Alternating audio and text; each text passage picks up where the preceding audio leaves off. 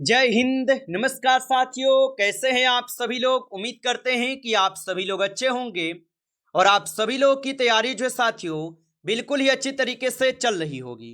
तो साथियों, आज की इस क्लास में हम सभी लोग जो है आरआरबी ग्रुप डी एग्जाम 2026 के एग्जाम के लिए जो है टॉप ऐसे इंपोर्टेड और चुनिंदे प्रश्नों को देखेंगे जो कि साथियों आपके आरआरबी ग्रुप डी के एग्जाम के लिए जो है काफी ही इंपोर्टेंट है। और जैसे कि साथियों आप लोग को पता भी होगा कि आपके आरआरबी ग्रुप डी का एग्जाम जो है आपके आ चुके हैं और आपका आरआरबी ग्रुप डी का एग्जाम 3 अगस्त से स्टार्ट हो रहा है और 21 अगस्त तक चलेगा। यानी आपके पास साथियों बिल्कुल अब कम समय बचे हुए हैं और इन्हीं कम समय में साथियों आपको बेहतरीन तैयारी करना पड़ेगा, तभी इस बार आप लोग का सिलेक्शन हो पाएंगे। और साथियों आपके आरआरबी ग्रुप डी का सिलेबस क्या है, इसमें प्रश्न कितने पूछते हैं, तो साथियों इसमें कुल आपके 100 प्रश्न पूछे जाते हैं, जिसमें आपके साथियों जीके के प्रश्न रहते हैं, करंट अफेयर्स के प्रश्न रहते हैं, साथ ही साथ आपके साइंस के प्रश्न रहते हैं और इसमें रीजनिंग के प्रश्न रहते हैं और इसमें साथियों मैथ के भी प्रश्न रहते हैं। यानी कि आपके इन सभी टॉपिक से साथियों प्रश्न आपके पूछे जाते हैं, जो कि साथियों आपके कुल 100 प्रश्न पूछे जाते हैं। तो इस क्लास में भी हम सभी लोग बिल्कुल एग्जाम में आने वाले प्रश्नों को ही देखेंगे। तो क्लास बहुत इंपॉर्टेंट है। तो चलिए हम क्लास को स्टार्ट करते हैं और देखते हैं कि प्रश्न क्या है। प्रश्न यहां पे पूछे गए, भारत का पहला इतिहासकार किसे माना जाता है। चलिए बताइए। 100% ये सभी क्वेश्चन आपको एग्जाम में छपेगा, ये आप लोगों से वादा है, आप लोग अच्छे से याद करते चलिए। और बताएंगे आप यहां पे कि भारत का पहला इतिहासकार किसे माना जाता है। तो भारत का पहला इतिहासकार बाणभट्ट को मानते हैं। ऑप्शन यहां पे बी सही जवाब है, बाणभट्ट को। चलिए अगला क्वेश्चन यहां पे आप देखेंगे और अगला क्वेश्चन है कि स्वराज पार्टी की स्थापना किसने की थी। चलिए अगला प्रश्न बताइए कि स्वराज पार्टी की स्थापना किसने की थी। तो इनकी स्थापना किए गए चित्तरंजन दास के द्वारा। ऑप्शन आपका बी सही जवाब है, चित्तरंजन दास के द्वारा होगा। अगला क्वेश्चन देखिए जो सीधे सीधे आपके एग्जाम में पूछेगा कि ताम्र पत्रों पर लेखन का व्यापक प्रचलन किस काल में हुआ था। तो ताम्र पत्रों पर लेखन का व्यापक प्रचलन किस काल में हुआ, तो ये होते हैं गुप्त काल में। ऑप्शन यहां पे बी हो जाएगा सही जवाब, गुप्त काल में हो जाएंगे। चलिए अगला प्रश्न देखिए जो एग्जाम में इस बार पूछेगा कि वर्धा समिति मुख्यतः किससे संबंधित थी। चलिए बताइए। तो वर्धा समिति मुख्यतः किससे संबंधित थी। तो वर्धा समिति शिक्षा से संबंधित थी। ऑप्शन ए हो जाएगा सही जवाब, शिक्षा से। अगला क्वेश्चन यहां पे कि त्रिपुरी अधिवेशन में मुख्य नेतृत्वकर्ता किसने किया था। तो त्रिपुरी अधिवेशन में मुख्य नेतृत्व किसने किया।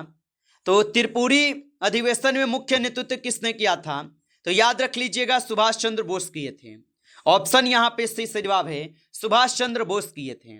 अगला क्वेश्चन यहां पे दिए गए हैं आपसे जो सीधे आपके एग्जाम में छपेगा कि भारत में स्वराज शब्द का सर्वप्रथम प्रयोग किसने किया। वीवीआई क्वेश्चन है, अच्छे से याद रखेंगे कि भारत में स्वराज शब्द का सर्वप्रथम प्रयोग किसने किया। तो सबसे पहले प्रयोग किए हुए थे कौन, तो बाल गंगाधर तिलक। ऑप्शन यहां पे बी जो है सही जवाब है, बाल गंगाधर तिलक हो जाएंगे, याद रखेंगे। चलिए अगला प्रश्न यहां पे दिए गए और यहां पे प्रश्न है कि भारतीय राष्ट्रीय कांग्रेस का दूसरा अध्यक्ष जो है कौन था। चलिए बताइए। तो भारतीय राष्ट्रीय कांग्रेस का दूसरा अध्यक्ष कौन था। तो भारतीय राष्ट्रीय कांग्रेस का दूसरा अध्यक्ष जो है बदरुद्दीन तैयब जी थे। ऑप्शन यहां पे सही जवाब होगा। चलिए अगला क्वेश्चन देखिए जो सीधे आपके एग्जाम में छपेगा कि भारत में सबसे पहले मुद्राओं का परिचय किस शासक से जोड़ा जाता है। चलिए बताइए। तो भारत में सबसे पहले मुद्राओं का परिचय किस शासक से जोड़ा जाता है, तो कनिष्क से जोड़े जाते हैं। ऑप्शन यहां पे जो है बी सही जवाब है, कनिष्क से जोड़े जाते हैं। अगला क्वेश्चन यहां पे जो आपके एग्जाम में छपेगा कि अकबर के समय अकबरनामा की रचना किसने की थी। तो अकबर के समय अकबरनामा की रचना किसने की। तो अकबर के समय अकबरनामा की रचना अबुल फजल किए थे। ऑप्शन ए जो है यहां पे इस क्वेश्चन का सही जवाब होगा, अबुल फजल किए थे। अगला क्वेश्चन देखिएगा जो सीधे सीधे आपके पेपर में छपेगा कि राजा राम मोहन राय द्वारा स्थापित संस्था कौन सी थी। तो राजा राम मोहन राय के द्वारा स्थापित संस्था कौन सी थी, तो यहां पे आप सही जवाब जो है ऑप्शन बी करेंगे, ब्रह्म समाज हो जाएगा। ऑप्शन बी को यहां पे आप सही जवाब करेंगे, याद रखिएगा। अगला क्वेश्चन यहां पे आपसे दिया गया है भारत का प्रथम उपराष्ट्रपति कौन था। तो भारत का प्रथम उपराष्ट्रपति कौन था? तो भारत का प्रथम उपराष्ट्रपति डॉक्टर सर्वपल्ली राधाकृष्णन थे। ऑप्शन यहाँ पे बी सही जवाब हो जाएगा। और भारत के प्रथम राष्ट्रपति डॉक्टर राजेंद्र प्रसाद थे, याद रखिएगा आप। चलिए अगला प्रश्न यहाँ पे देखेंगे, और यहाँ पे प्रश्न दिए गए हैं कि भारतीय संविधान का प्रथम संशोधन किस वर्ष हुआ था। वीवीआई क्वेश्चन है, इसको भी याद रखेंगे कि भारतीय संविधान का प्रथम संशोधन किस वर्ष हुआ। तो आपको पता है कि प्रथम संशोधन 1951 में होता है। ऑप्शन यहाँ पे जो है 20 क्वेश्चन का सही जवाब है, याद रखेंगे। चलिए आगे देखिए, अगला क्वेश्चन यहाँ पे है कि डायरेक्ट एक्शन डे की घोषणा किसने की थी। चलिए बताइए, तो डायरेक्ट एक्शन डे की घोषणा किसने की थी।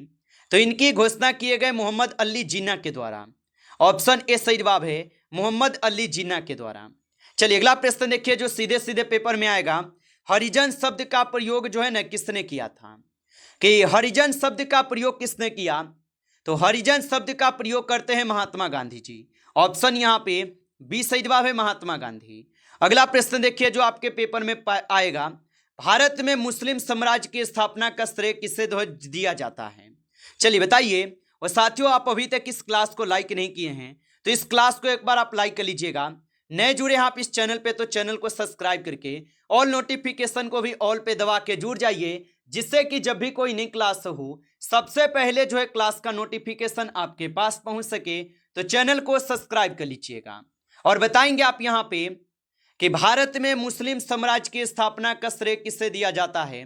तो ये श्रेय दिए जाते हैं आपके बाबर को। ऑप्शन यहाँ पे बी हो जाएगा सही जवाब, बाबर को दिए जाते हैं। चलिए अगला प्रश्न देखिए, जो आपके पेपर में आएगा कि किस मुगल सम्राट ने फारसी को राजभाषा बनाया है। चलिए बताइए, तो किस मुगल सम्राट ने फारसी को राजभाषा बनाया। तो आप बता देंगे, ये हो जाएंगे आपके कौन, तो अकबर हो जाएगा। ऑप्शन यहाँ पे बी सही जवाब है। चलिए अगला क्वेश्चन यहाँ पे देखिएगा, जो सीधे सीधे आएगा पेपर में। भारत के प्रथम गवर्नर जनरल कौन थे। Most VVI question. और बताइए आप यहाँ पे भारत के प्रथम गवर्नर जनरल कौन थे। तो भारत के प्रथम गवर्नर जनरल वारेन हेस्टिंग्स थे। ऑप्शन यहाँ पे सी हो जाएगा सही जवाब, वारेन हेस्टिंग्स थे। अगला प्रश्न यहाँ पे देखिएगा, सत्याग्रह शब्द का सर्वप्रथम प्रयोग किसने किया था। तो सत्याग्रह शब्द का प्रयोग सर्वप्रथम किसने किया था। तो ये किए गए थे महात्मा गांधी जी के द्वारा। ऑप्शन आपका बी सही जवाब होगा, महात्मा गांधी जी के द्वारा। अगला प्रश्न यहाँ पे देखिएगा, जो सीधे आपके पेपर में ये प्रश्न छपेगा कि आजाद हिंद फौज का पुनः गठन किसने किया था। तो आजाद हिंद फौज का पुनः गठन किसने किया था। तो आजाद हिंद फौज का जो पुनः गठन है ये नेताजी सुभाष चंद्र बोस करते हैं। ऑप्शन यहाँ पे आप लोग का जो है बी सही जवाब हो जाएगा। आप अच्छे से इनको याद रखेंगे। अगला प्रश्न देखिएगा, हुमायूं के मकबरे का निर्माण जो है यह किसने कराया था। चलिए बताइएगा आप यहाँ पे, तो हुमायूं के मकबरे का निर्माण किसने कराया था। तो हुमायूं के मकबरे का निर्माण करवाए गए थे किसके द्वारा। तो आप बताएंगे ये कराए गए थे हाजी बेगम के द्वारा। ऑप्शन यहाँ पे आपका बी हो जाएगा सही जवाब, हाजी बेगम के द्वारा। चलिए अगला प्रश्न यहाँ पे देखिए, जो सीधे सीधे पेपर में आएगा ये प्रश्न कि बाबर की आत्मकथा का नाम क्या है। बहुत बार ये प्रश्न पूछा है आपके रेलवे के, एनटीपीसी हो, रेलवे हो, एएलपी हो, अलग अलग एग्जाम में ये प्रश्न आते रहता है। बाबर की आत्मकथा का नाम क्या है। तो बाबर की आत्मकथा का नाम आप बता देंगे, बाबरनामा हो जाएगा। ऑप्शन यहाँ पे बी जो सही जवाब होगा। चलिए अगला प्रश्न यहाँ पे आप देखिएगा, प्रश्न पूछा है आपसे, भारत की पहली रेलगाड़ी किन दो स्थानों के बीच चली थी। काफी इंपोर्टेंट है, मोस्ट वीवीआई क्वेश्चन इस क्लास का है। बताइए आप, भारत की पहली रेलगाड़ी किन दो स्थानों के बीच चली। तो ये चले हुए थे किनके बीच। तो यहाँ पे 22 का सही जवाब क्या होगा। तो 22 का सही जवाब ऑप्शन यहाँ पे ए करेंगे, मुंबई से थाने के बीच चले थे। चलिए अगला प्रश्न यहाँ पे आप देखिएगा, और प्रश्न है कि चोरी चोरा घटना के बाद कौन सा आंदोलन वापस लिया गया। चलिए बताइए, एमवीवीआई क्वेश्चन है, इसको आप याद रखेंगे। और बताइए कि चोरी चोरा घटना के बाद कौन सा आंदोलन वापस लिया गया। तो चोरी चोरा घटना के बाद जो है आपको पता होगा कि इसमें असहयोग आंदोलन को वापस लिए जाते हैं। ऑप्शन यहाँ पे बी सही जवाब है। आगे देखिए अगला प्रश्न यहाँ पे है कि चंपारण सत्याग्रह जो है यह किस राज्य में हुआ था। तो चंपारण सत्याग्रह होते हैं आपके किस राज्य में। तो ये बिहार राज्य में होते हैं। ऑप्शन यहाँ पे बी सही जवाब होगा, बिहार राज्य में। चलिए अगला प्रश्न यहाँ पे देखेंगे, जलियांवाला बाग हत्याकांड का जिम्मेदार जो है अधिकारी कौन था? 100% ये प्रश्न पूछेगा ही पूछेगा। और बताइए, तो जलियांवाला बाग हत्याकांड का जिम्मेदार कौन था? तो यहां पे आप सही जवाब किसका लगाएंगे? तो आप बताएंगे जनरल डायर था। ऑप्शन यहाँ पे कहाँ पे है? तो सही जवाब बी में दिए गए हैं, जनरल डायर हो जाएगा। आप अच्छे से इनको याद रखेंगे। अगला प्रश्न यहाँ पे है, स्वदेशी आंदोलन का प्रमुख नेता कौन था? तो स्वदेशी आंदोलन का प्रमुख नेता कौन था? तो बाल गंगाधर तिलक जो स्वदेशी आंदोलन के प्रमुख नेता थे। ऑप्शन आपका बी सही जवाब है। अच्छे से इनको याद रखेंगे। अगला प्रश्न यहाँ पे देखेंगे, भारतीय संविधान सभा का गठन किस वर्ष हुआ था? तो भारतीय संविधान सभा का जो गठन होता है, इनका गठन कब हुआ? तो भारतीय संविधान सभा का गठन होते हैं आपके कब? तो 1946 में। ऑप्शन यहाँ पे बी हो जाएगा सही जवाब, 1946 में हुआ था। चलिए अगला प्रश्न यहाँ पे देखिएगा, सुभाष चंद्र बोस का जन्म जो है कहाँ हुआ था? तो सुभाष चंद्र बोस का जो जन्म होता है ये कहाँ पे होता है? तो सुभाष चंद्र बोस का जन्म होता है कटक में। ऑप्शन ए को यहाँ पे आप सही जवाब करेंगे, कटक में होता है। अगला प्रश्न देखिए जो आपके पेपर में छपेगा कि महात्मा गांधी का पहला सत्याग्रह कहाँ हुआ था? तो महात्मा गांधी का पहला सत्याग्रह आपको पता है चंपारण में होता है 1917 में। आप अच्छे से इनको याद रखेंगे। चलिए अगला प्रश्न देखिए जो पेपर में आएगा, भारतीय राष्ट्रीय कांग्रेस की स्थापना किस वर्ष हुई थी? तो भारतीय राष्ट्रीय कांग्रेस की जो स्थापना होती है, इनकी स्थापना कब होती है? तो इनकी स्थापना होती है 28 दिसंबर 1900 कब होते हैं? तो 28 दिसंबर 1885 में होते हैं। ऑप्शन यहाँ पे ए जो है सही जवाब है। आगे देखिए अगला प्रश्न है, और प्रश्न है कि दिल्ली सल्तनत की स्थापना किसने की थी? चलिए बताइएगा, तो दिल्ली सल्तनत की स्थापना किसने की थी?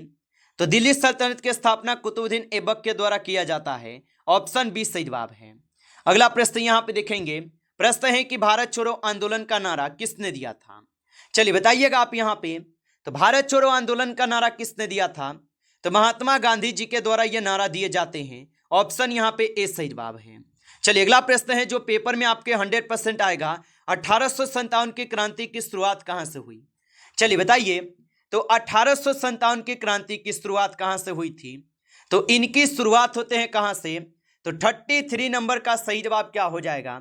तो ऑप्शन यहाँ पे आप लोग का बी हो जाएगा, मेरठ से। ऑप्शन यहाँ पे बी सही जवाब है। आगे देखिए अगला प्रश्न यहाँ पे दिए गए 34 क्वेश्चन दिया गया है, नमक सत्याग्रह का अंतिम गंतव्य कौन सा स्थान था? तो नमक सत्याग्रह का अंतिम गंतव्य कौन सा स्थान था? तो ये हो जाएंगे आप सभी लोग का डांडी। ऑप्शन यहाँ पे बी सही जवाब होगा, डांडी होगा। चलिए अगला प्रश्न यहाँ पे देखेंगे, और प्रश्न पूछे गए, लोकमान्य की उपाधि किससे प्राप्त हुई थी?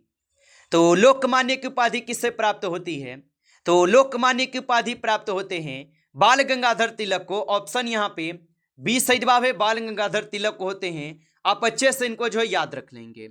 नमस्कार साथियों, इस क्लास में जो है आपके टॉप 35 क्वेश्चन थे, जो कि साथियों आपके आरआरबी ग्रुप डी के एग्जाम के लिए काफी इंपॉर्टेंट थे। साथियों यदि आपको क्लास अच्छा लगा हो तो आप जो है इस क्लास को एक बार लाइक जरूर कर लीजिए, और नए जुड़े हैं आप इस चैनल पे तो चैनल को भी आप सब्सक्राइब करके ऑल नोटिफिकेशन को ऑल पे दबा के जुड़ जाइए, जिससे कि जब भी कोई नई क्लास हो सबसे पहले क्लास का नोटिफिकेशन जो है आपके पास पहुंच सके। तो आप इस चैनल को सब्सक्राइब कर लीजिएगा।